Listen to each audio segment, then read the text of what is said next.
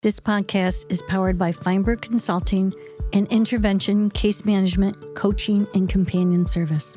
This podcast is for informational purposes only and not medical advice. Always consult a qualified healthcare professional for personal health concerns. Hi, I'm Pam Feinberg-Rivkin. I am the founder and co-owner of Feinberg Consulting. My business partner is Steve Feldman, and our company provides intervention, consulting, and coaching for people who are struggling with addiction, mental health, illnesses, and injuries that are complex. We've worked for nearly 30 years side by side with families and people and their families to obtain some healing and a better life for themselves.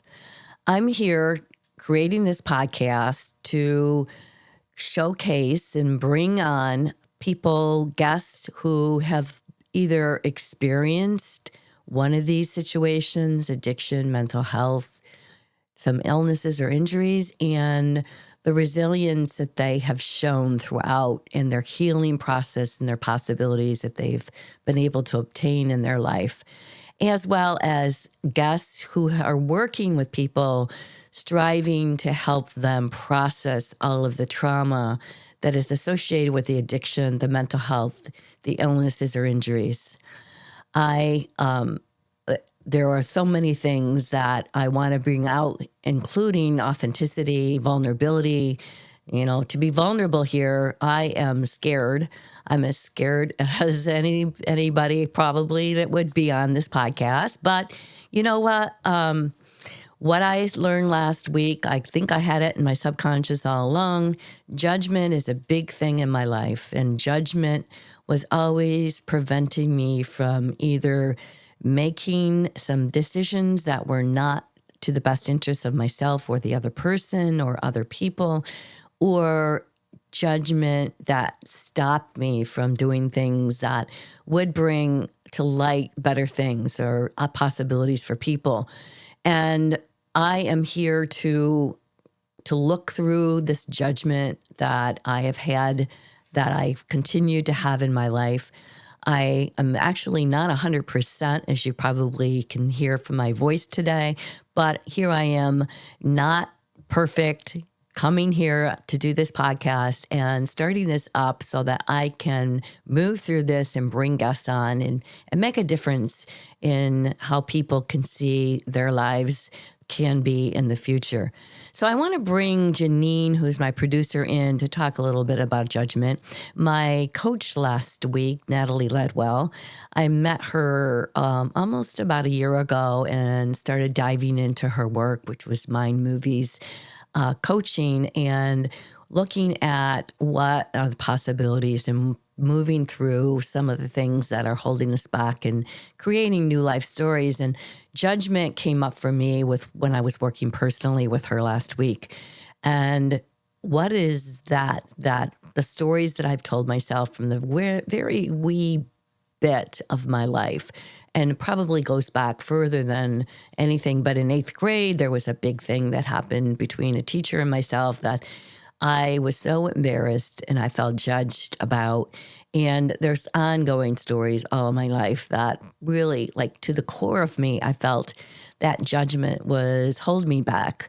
And again, or making me move through something instead of stopping and being judged by the person that I would say no to.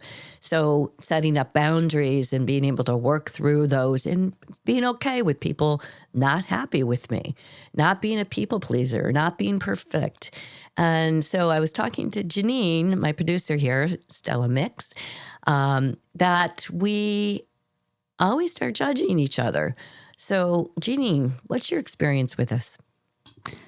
That's a great question. And I've had so much judgment my entire life. I feel like I've been in a fishbowl, actually, with people judging me, especially when I specifically made the career change to be in podcast production. I used to be in finance, if you can believe it. Wow. And I woke up one day and said, I don't want to do this anymore. And everyone thought I was absolutely out of my mind and nuts. They're like, what are you talking about? You're going to leave this career. You're doing so well. I know they were whispering and saying, oh my gosh, what is she doing? And But you did it. But I did it. Yep. How many years ago did you start this? Let's see. Well, I started podcasting in 2019. And I left my job in finance in 2018. So I can't even imagine you in finance. Isn't that hilarious? I only see you as a creative, beautiful woman who is loving what she's doing. Thank you. I appreciate it. I mean, I was sitting at kitchen tables, basically helping families with life insurance and disability insurance and long-term care, which is all important. But I mean, granted, it's all important. Sure. And I'm very grateful that I had that experience because when my mother passed away, I was a beneficiary of her life insurance policy. So I knew firsthand the importance of life insurance, which is why I actually got into that industry. I was very passionate about it, but it didn't fuel my passion when I got up. It didn't make me happy to talk about death and dying and planning on a daily basis. I felt like I had had enough of that in my life already. I had lost both parents by the time I was 29. And so for me, and everyone always judged me, what's Janine going to do next? It's not, let me help Janine. It's what's she going to do? How's she going to mess up? It's like people always just expected the worst from me as opposed to what's she going to do next? Yeah, I think my family was also like, when I started my company, probably a lot of judgment occurring there. I was a nurse working in the medical field and starting a company and only relying on people paying for services was a big deal. And at the same time, I think that they are shocked or, in disbelief or was in disbelief when it just continued to grow and became a really big thing. But it didn't stop me, but it certainly did provide a lot of, it really provided me a lot of scary times. There's a lot of fear, and fear and judgment and fear go hand in hand. And the pit of my stomach, fear can be very paralyzing. How does it show up for you? That's exactly what it does to me. It's paralysis, where I get so scared in my own skin that I don't do anything and I just freeze. Yeah, well, good for us that we're trying something out. And I really appreciate you for who you are and that you make it easier for me to come in here and sit down. And I don't have any guests today because, I do have a guest, my producer, Janine. But I don't have a formal guest. I did have some guests lined up last week, but unfortunately they were in the Los Angeles fires. They're okay. And one is trying to find a home now, and the other was involved in getting patients evacuated and then back into the treatment center. So we will have them back, and we'll be able to talk about how they work with people who struggle with probably judgment and shame and trauma, a lot of things that stop us from being in the best that we can, the best of who we are. And I feel that there's so many possibilities for everyone that we continue to break barriers, to showcase and to show people what they can do based on what we can do. So tell me a little bit about your journey with judgment throughout your career. Oh, throughout my career, or like when I was a child. Actually, we can start back then. I was just thinking that even riding a bike is something new, right? And I got on and I rode a bike, as I recall, pretty rapidly. So I must not have had that inner sense of being judged because I couldn't get it right. because that was okay. It was old. It was when I went into middle school and high school, and I was doing really well at one point, and then at another point, I wasn't perfect. I wasn't like great. I couldn't like get a perfect grade, even though I didn't study. Okay, I didn't study, but I should be able to do this without any practice. And I didn't realize that I need to practice things. I need to really get in there and be able to have some ability to do it, because it's not going to come immediately. And that's human nature. I mean, does a surgeon go in and operate right away? Of course not. Does anybody do anything perfect at the first time? No. There are some really talented basketball players or football players that probably naturally do that, but not everything, and most everything is not natural, that it just comes to us. So with this podcast, it's not natural for me. It is not natural for me to communicate my feelings. It is not natural for me to communicate solely without having a conversation. And this is all new, and having guests and connecting to people. Some of that is natural because I love connection. I love to be able to have conversations with people. So as people come in as guests, it will be interesting to see where the conversations will go.